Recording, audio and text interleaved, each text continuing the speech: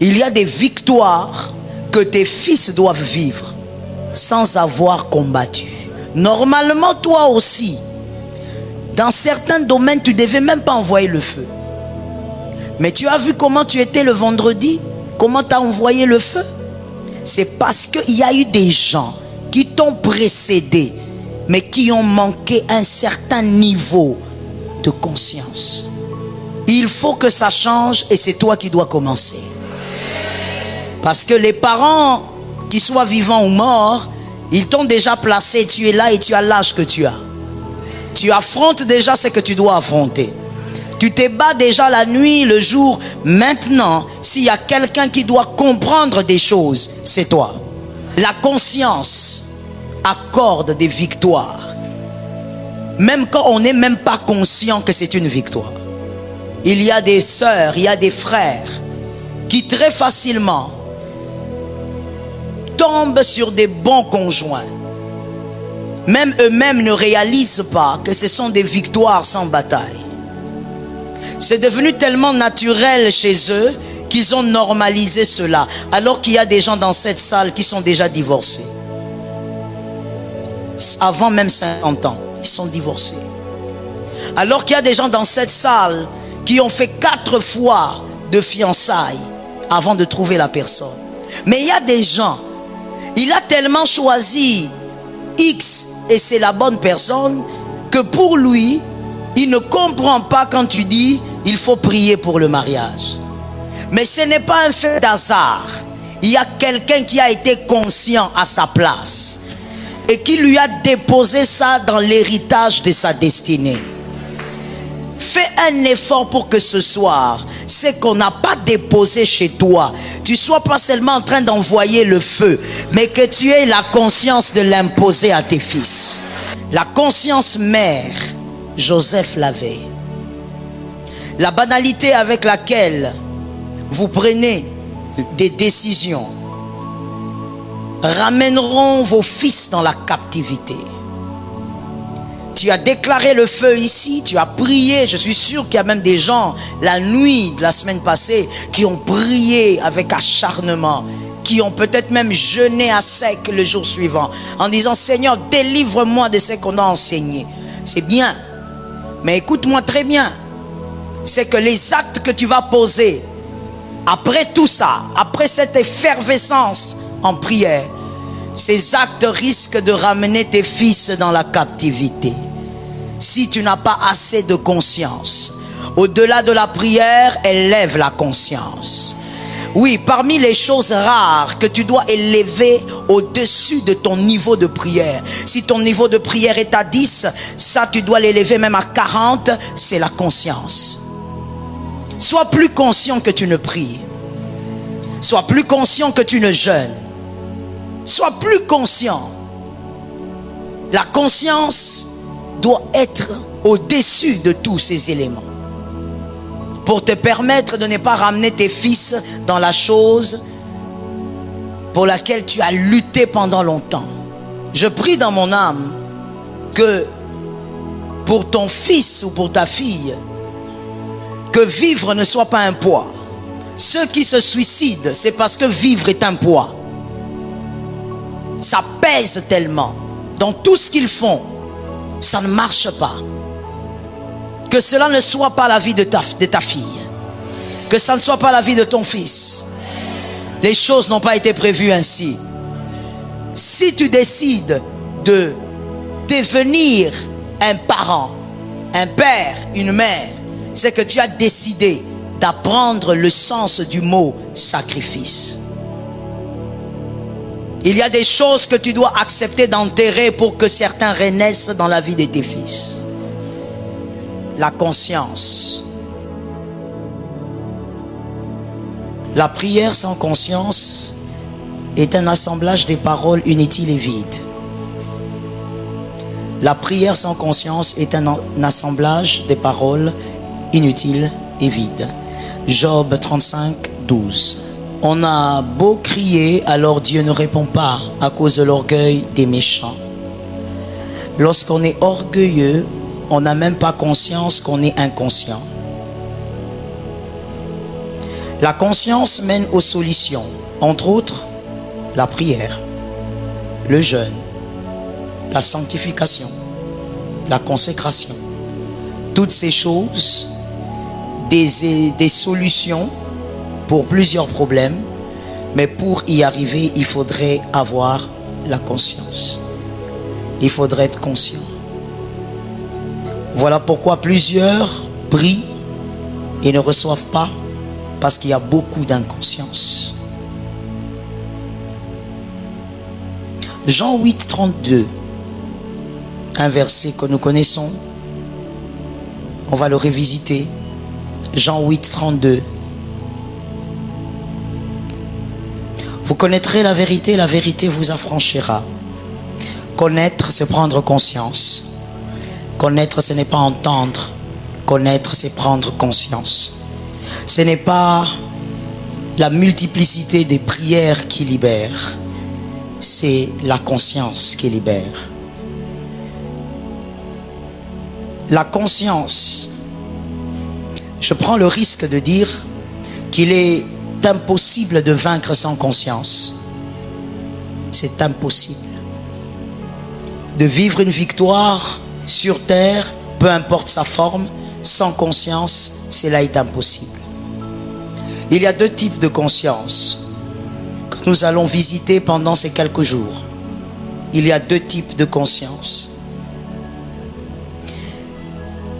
Lorsque l'on a prié le vendredi au sujet du langage du sang, de la voix du sang, de la condamnation du sang, peu importe comment vous l'avez nommé dans votre carnet, j'ai vu beaucoup de personnes prier avec beaucoup de force, avec leur corps, leur âme et je suppose leur esprit.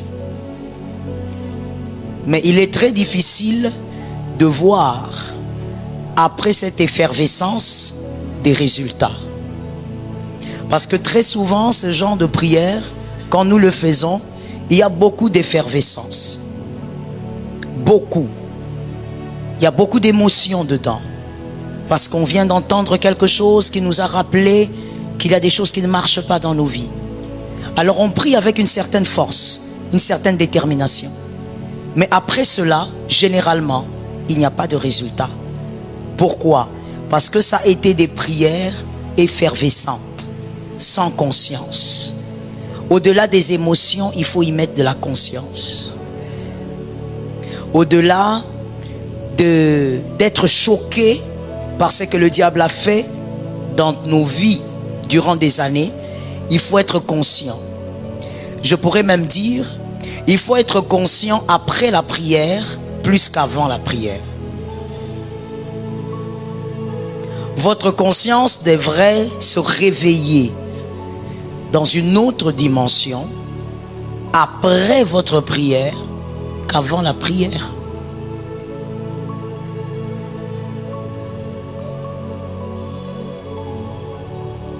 Parce que ce qui va déterminer le changement, ça sera ce qui se passera après la prière. Il n'y a pas que la prière qui bouge les événements, mais surtout ce que l'on fait et ce que l'on décide après la prière. Dis à un voisin, ce que tu fais après la prière compte plus que ce que tu décides de faire avant la prière.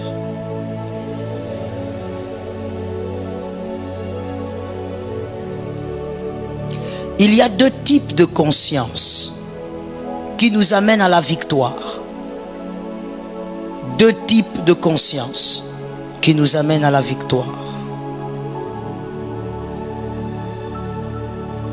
On va parler du premier type aujourd'hui. Donc on peut dire le point 1, le premier type de conscience. J'ai appelé cette conscience dans ces enseignements la conscience mère. Mère comme celle qui donne la vie. La conscience mère. Ce dont nous avons besoin et nous en aurons besoin jusqu'à notre mort. La conscience mère. celle par qui certains d'entre nous vivent certaines victoires, celle par qui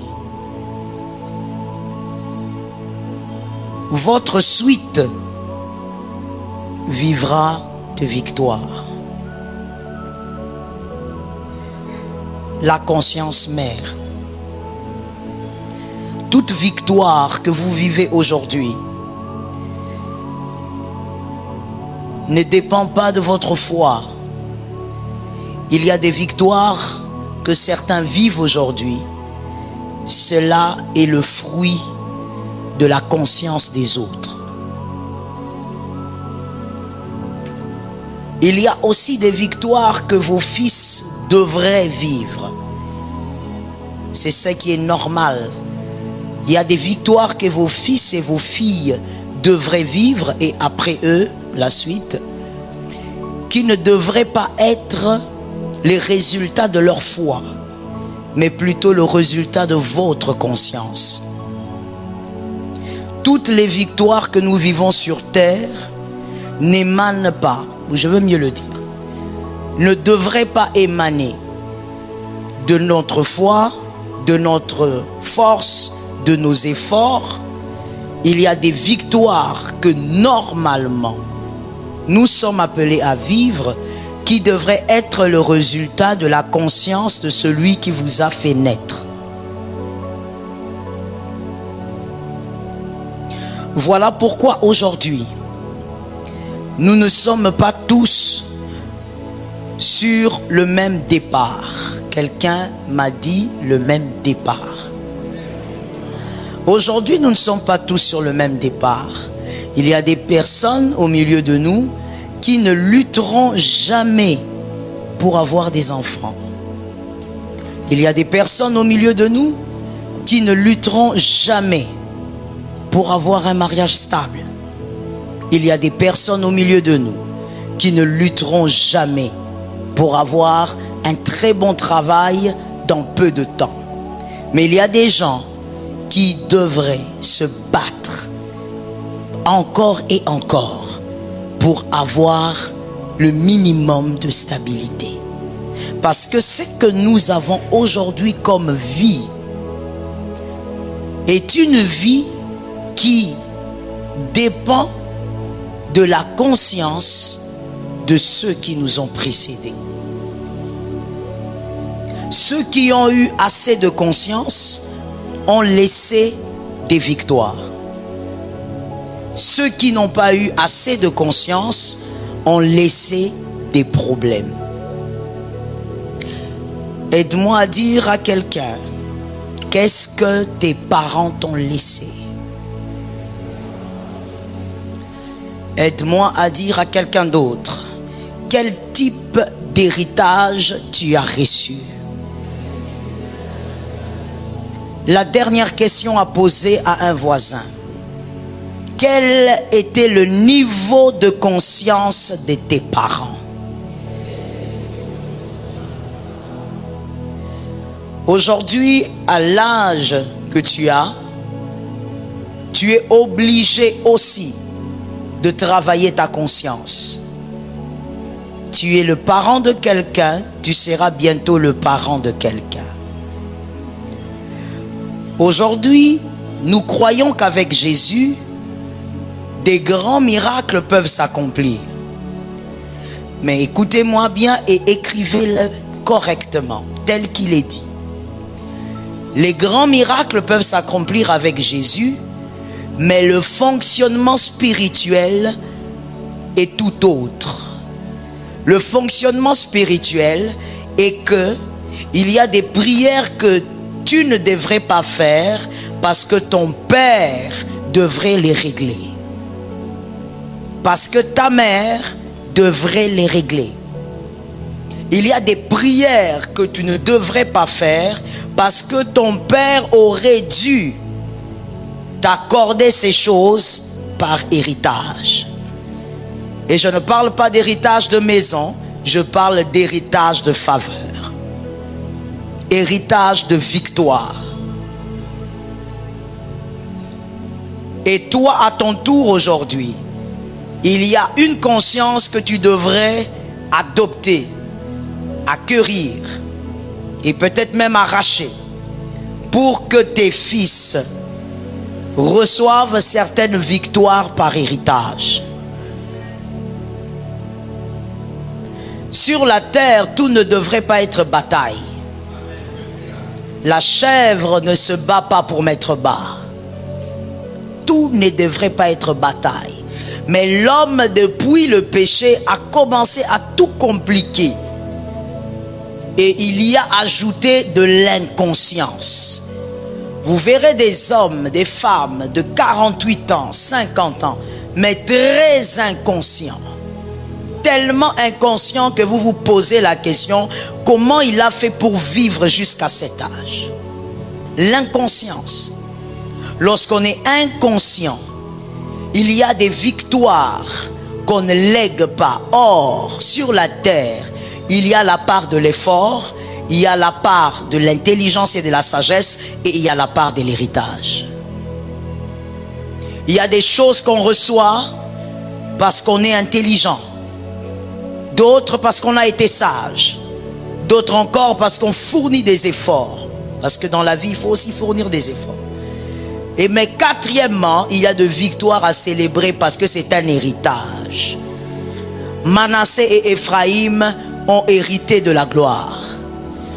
C'est comme ça que fonctionne le système spirituel de faveur et de victoire. Il y a des portes qu'on ouvre, mais il y a des portes qu'on trouve ouvertes. Ça localise un homme intelligent.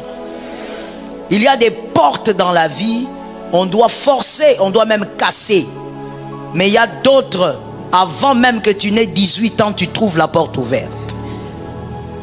Avant même que tu n'aies 25 ans, tu trouves la porte ouverte. Pourquoi? Parce que quelqu'un t'a précédé et il a été conscient. C'est ce que j'appelle dans cet enseignement la conscience mère. La conscience qui engendre quelque chose. Elle engendre des victoires pour la suite. Sur la terre, en tout cas en cette fin de semaine, de Roue à Siloé, que le temps que tu restes à vivre, le temps qui te reste à vivre sur la terre, que tu sois capable de laisser des victoires aux fils et aux filles. Qu'ils ne se battent pas partout. Important à écrire et à noter, lorsqu'on se bat partout, c'est une malédiction. L'être humain n'est pas appelé à se battre partout. C'est une malédiction. Il y a des lieux où la bataille ne doit pas être présente. Parce que il y a des gens conscients qui vous ont déposé des victoires. Engendre ton Manassé. Engendre tes Éphraïm.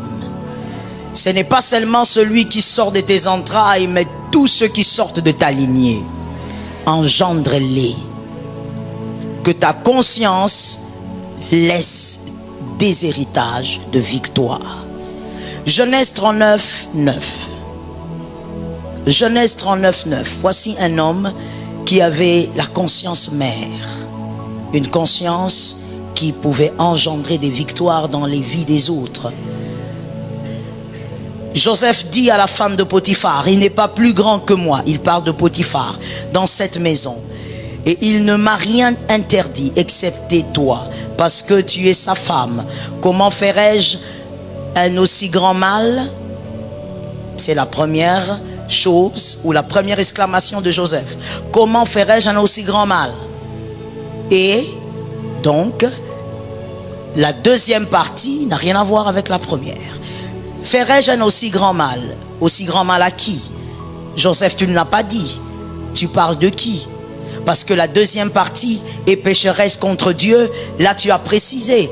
Je ne peux pas pécher contre Dieu. Si je te touche, je pêche contre Dieu. Mais quand tu parles d'un grand mal, tu parles de qui, Joseph? Tu vas faire un mal à qui? À toi? À Potiphar? À la femme de Potiphar? À qui? Joseph était en train de parler de lui, de Potiphar, mais aussi de tout un peuple. Le repos d'un peuple ne dépendait pas du pain. Ceux qui ne lisent pas la Bible, il faut lire s'il vous plaît. Je ne rentre pas dans les histoires. Le repos d'un grand peuple comme Israël ne reposait pas sur l'intelligence de Joseph. Ça reposait sur la conscience de Joseph. Tout se jouait là. Comme certains parmi nous ce soir, ou si j'aimerais bien dire, comme nous tous ce soir. Il y a des défis que tes fils, tes filles auront à relever. Mais tout dépendra de ce que tu feras après ce culte. Tout dépendra. Il y a des hommes et des femmes dans cette salle. Votre attitude, vos actes vont amputer la victoire des fils et des filles si vous ne faites pas attention. Joseph a refusé de faire un si grand mal parce que il y avait tout un peuple qui dépendait de sa conscience. Le peuple ne dépendait pas de son don de révélation. Le peuple dépendait de la conscience de Joseph. Parce que là, il avait toujours le don prophétique. Il l'avait. Mais ce n'est pas ça qui a changé les événements d'un peuple qui allait souffrir. C'est la conscience. Cette conscience a produit Genèse 43. Nous prenons d'abord Genèse 42. Genèse 42, 5 à 6. Genèse 42, 5 à 6 et Genèse 46, 2. Genèse 42, 5 à 6, Genèse 46, 2. Le fils d'Israël vinrent pour acheter du blé.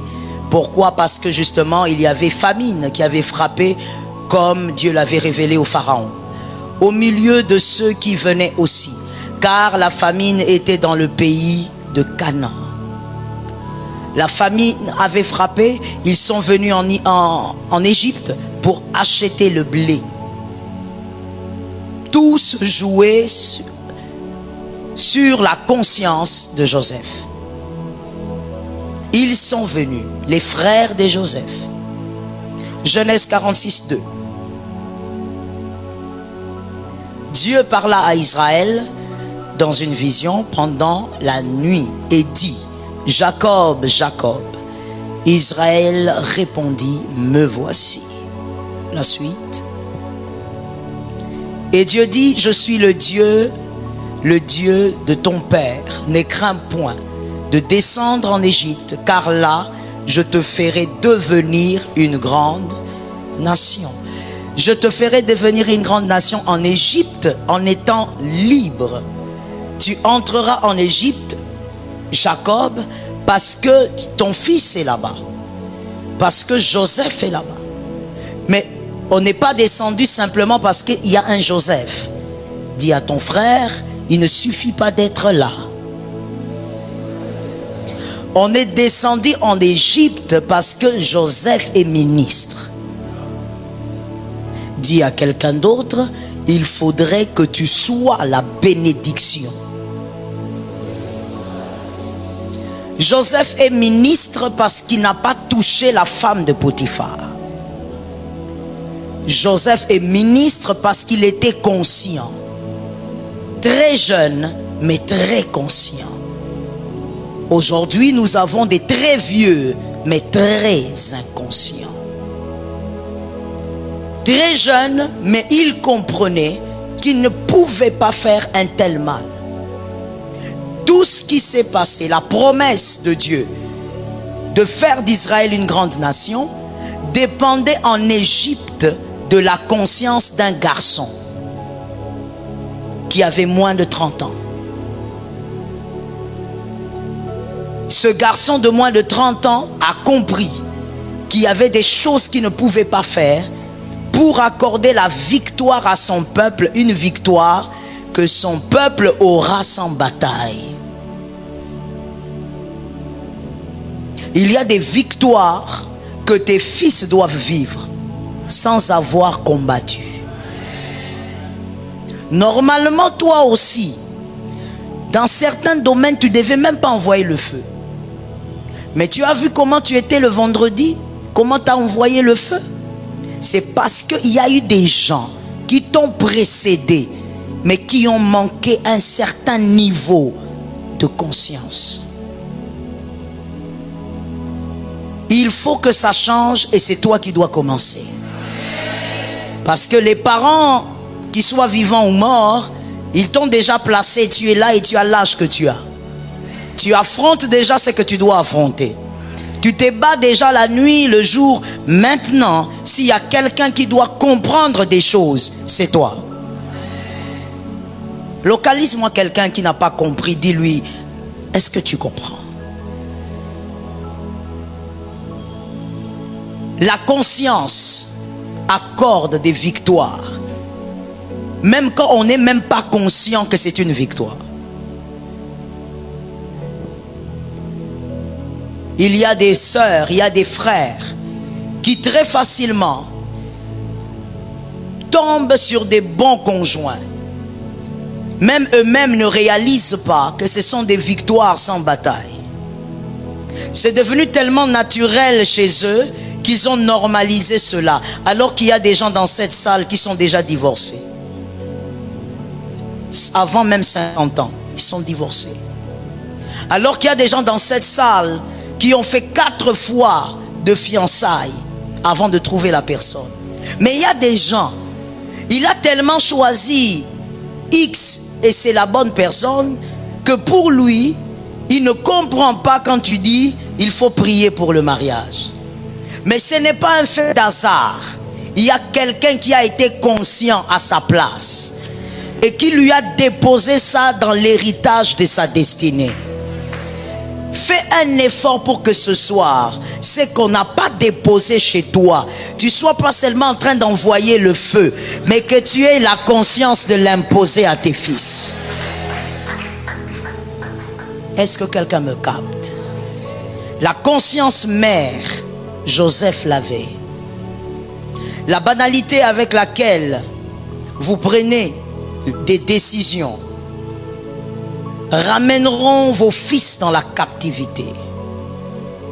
Tu as déclaré le feu ici, tu as prié. Je suis sûr qu'il y a même des gens, la nuit de la semaine passée, qui ont prié avec acharnement, qui ont peut-être même jeûné à sec le jour suivant, en disant, Seigneur, délivre-moi de ce qu'on a enseigné.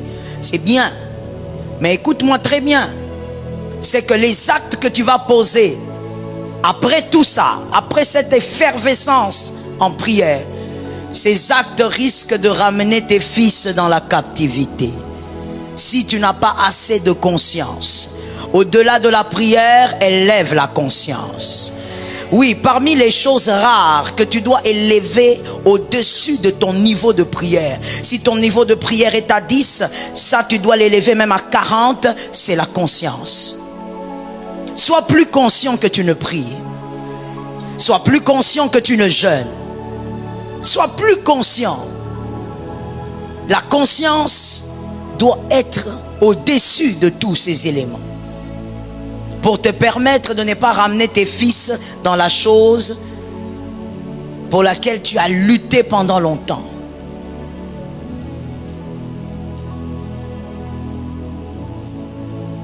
Il y a des portes que vous voulez ouvrir aujourd'hui. Et ça, c'est par inconscience. Il y a des portes que vous voulez ouvrir aujourd'hui parce que ces portes semblent vous donner la paix aujourd'hui. Mais ce sont des portes qui vous donneront la paix aujourd'hui et qui créeront des larmes pour des générations. C'est comme ce qui se passe avec notre nation aujourd'hui. Si le chef de cette nation ainsi que son gouvernement se lasse, se fatigue, se décourage à cause d'une certaine pression, alors ils vont signer des accords qui vont sembler donner la paix aujourd'hui, mais qui feront pleurer des générations. La vie dépend des actes que vous posez aujourd'hui. Il y a des actes qui semblent te donner la joie aujourd'hui. Tu es heureux dedans. Mais ça va engendrer les larmes pour des générations. Ne prie pas avec fureur que pour toi, pour que tu sortes de la prison. Parce que ce qui est sûr, tout est accompli. Tout est accompli. Il n'y a aucune prison qui te retiendra. Si tu décides, on rentre encore dans la conscience, tu veux sortir, tu sortiras. You are free. Tu es libre. La croix a déjà tout fait. Mais ne sors pas pour faire entrer tes fils en prison. Ne sors pas pour faire rentrer tes filles dans la même chose. Ou pire encore, la conscience. Il y a des personnes aujourd'hui qui disent, j'entends ça, surtout au milieu des jeunes, qui se marient. Si ça ne marche pas, moi je n'ai pas le temps à perdre. Je quitte cet homme, je quitte cette femme et je fais autre chose de ma vie. Je n'ai pas le temps à perdre. Oui, c'est beau, c'est facile, ça te donnera la paix, certainement, puisque tu ne seras plus avec celui que tu considères être ton bourreau. Mais tu vas engendrer des larmes pour plusieurs générations. Parce que je veux dire quelque chose, et je sais ce que j'ai dit, je pèse ce que j'ai dit, sans contredire. Un fils, une fille qui sort d'une famille où les pères ont divorcé, divorcera.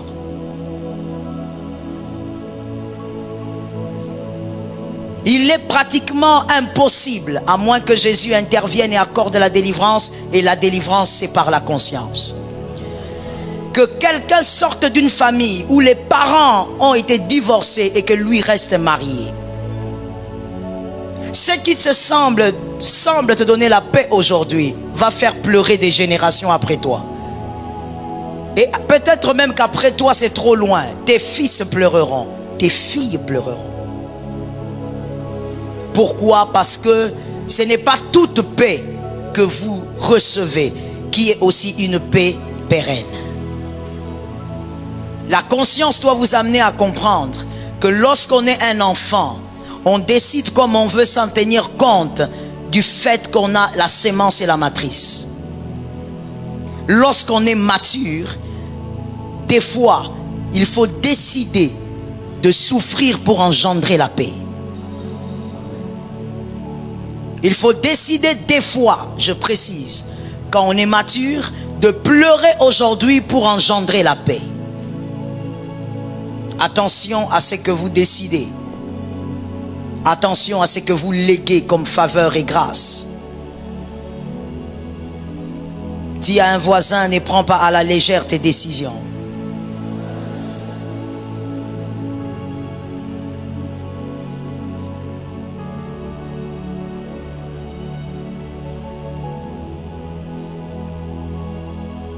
Si tu jeûnes et tu pries pour être libre, c'est bien, fais-le. Mais au-delà de ça, comporte-toi comme un homme qui ne doit jamais rentrer dans la captivité.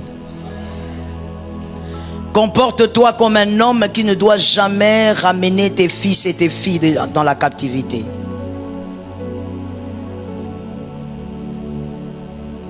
Un inconscient ne pense qu'à sa tranquillité. Un inconscient ne pense qu'à sa tranquillité. Inconscient, il sait qu'en dehors de ce qu'il est, il y a aussi des hommes et des femmes qui doivent devenir. L'héritage de victoire et de faveur, ça existe. Mais il faut des hommes conscients pour les léguer. Les victoires que tes fils devront célébrer, peut-être dans 20 ans, dans 15 ans, dans 30 ans, si Jésus ne revient pas, dans 40 ans, ce sont des victoires que ta conscience doit bâtir aujourd'hui. Les précurseurs des victoires de tes fils, c'est ta conscience.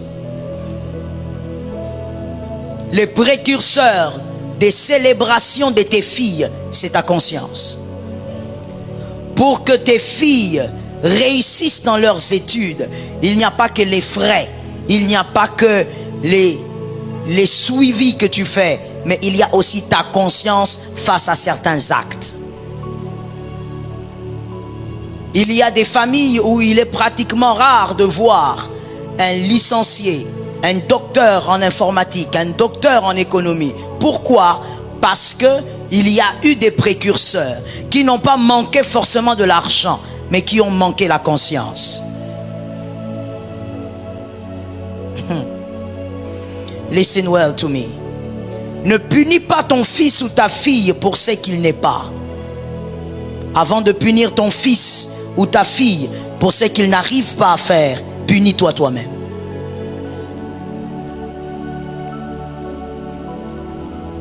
Parce que à 60%, c'est que ton fils ou ta fille ne pourra pas faire sur terre. À 60%, c'est parce que tu lui as légué des batailles. Celui qui prend tout son temps à se battre prend du retard.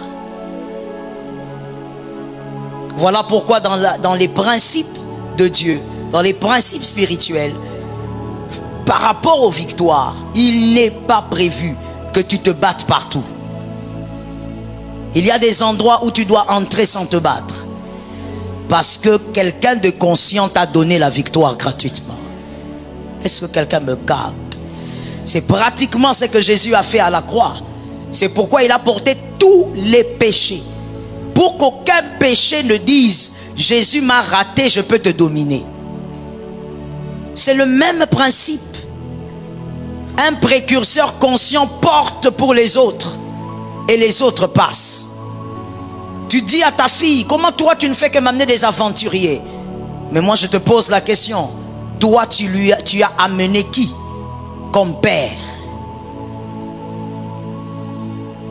Tu dis à ta fille, comment est-ce que tu n'as fait que mettre au monde comme ça? Moi je te pose la question. Elle qui a mis au monde en dehors du mariage, ta fille donc. Moi je te pose à toi, monsieur, la question. Madame, la question. Est-ce que toi tu as eu tes enfants dans le mariage? Lorsque tu commences mal, le fondement que tu déposes, c'est pour un mauvais commencement. Il faut un miracle pour que ta postérité commence bien. Quand tu as mal commencé, ils commenceront mal.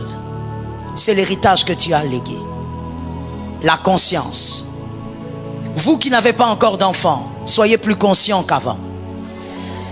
Votre amen est mauvais. Ça aussi c'est de la conscience, hein? Vous qui n'avez pas d'enfants, respectez votre vie. Et faites attention à ce que vous touchez. Faites attention à vos décisions. N'allez pas chasser un feu qui va retomber sur votre fils. Que Dieu épargne. Je prie dans mon âme que pour ton fils ou pour ta fille, que vivre ne soit pas un poids. Ceux qui se suicident, c'est parce que vivre est un poids. Ça pèse tellement. Dans tout ce qu'ils font, ça ne marche pas. Que cela ne soit pas la vie de ta fille. Que ça ne soit pas la vie de ton fils. Les choses n'ont pas été prévues ainsi. Si tu décides de devenir un parent, un père, une mère, c'est que tu as décidé d'apprendre le sens du mot sacrifice. Il y a des choses que tu dois accepter d'enterrer pour que certains renaissent dans la vie de tes fils. La conscience.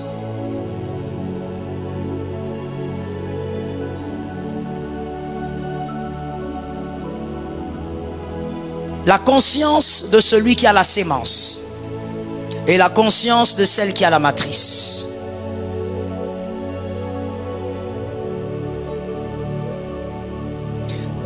Je donne un conseil gratuit à tout celui qui m'écoute.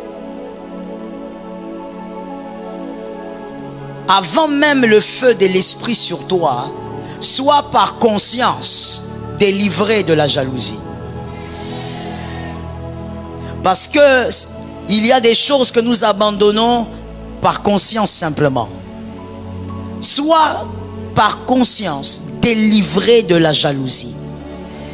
Lorsque tu regardes quelqu'un aujourd'hui, ton voisin, celui qui est à tes côtés, C'est lui qui est juste là. Lorsque tu le regardes, tu te poses des questions, tu es rempli de jalousie, tu dis comment il peut, alors que moi je ne peux pas, alors que moi j'ai plus étudié, alors que je suis plus intelligent. S'il peut, c'est parce qu'il y a quelqu'un qui a eu la conscience de lui permettre de pouvoir.